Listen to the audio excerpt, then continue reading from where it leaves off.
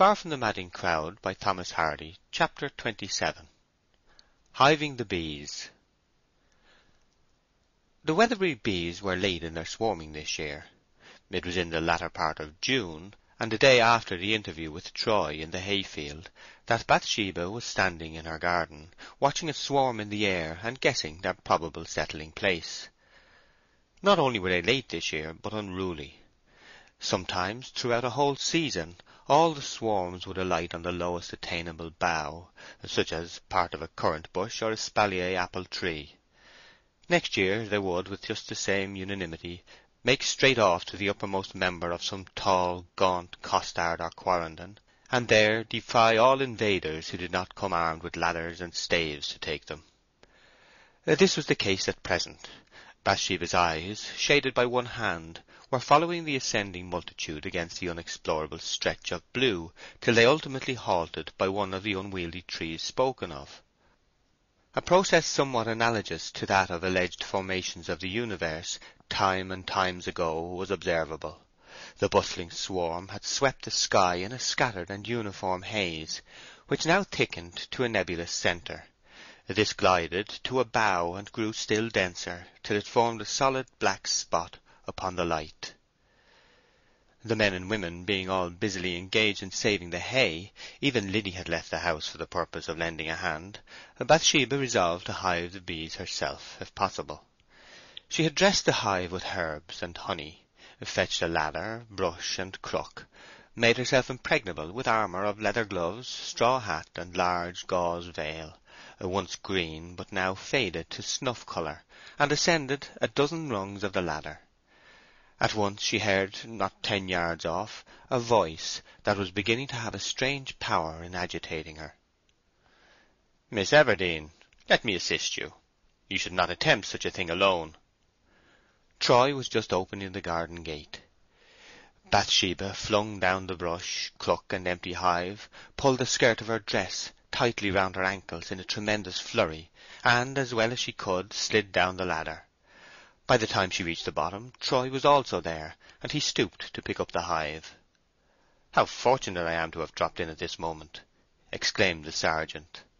She found her voice in a minute. "What, and will you shake them in for me?" she asked, in what for a defiant girl was a faltering way, though for a timid girl it would have seemed a brave way enough. "Will I?" said Troy. "Why, of course I will. How blooming you are to-day!" Troy flung down his cane and put his foot on the ladder to ascend. "But you must have on the veil and gloves, or you'll be stung fearfully." "Ah, yes, I must put on the veil and gloves. Will you kindly show me how to fix them properly?" "And you must have the broad-brimmed hat, too, for your cap has no brim to keep the veil off, and they'll reach your face." "The broad-brimmed hat, too, by all means." So a whimsical fate ordered that her hat should be taken off, veil and all attached, and placed upon his head, Troy tossing his own into a gooseberry bush. Then the veil had to be tied at its lower edge round his collar, and the gloves put on him. He looked such an extraordinary object in this guise that, flurried as she was, she could not avoid laughing outright. It was the removal of yet another stake from the palisade of cold manners which had kept him off. Bathsheba looked on from the ground whilst he was busy sweeping and shaking the bees from the tree, holding up the hive with the other hand for them to fall into. She made use of an unobserved minute whilst his attention was absorbed in the operation to arrange her plumes a little. He came down, holding the hive at arm's length, behind which trailed a cloud of bees.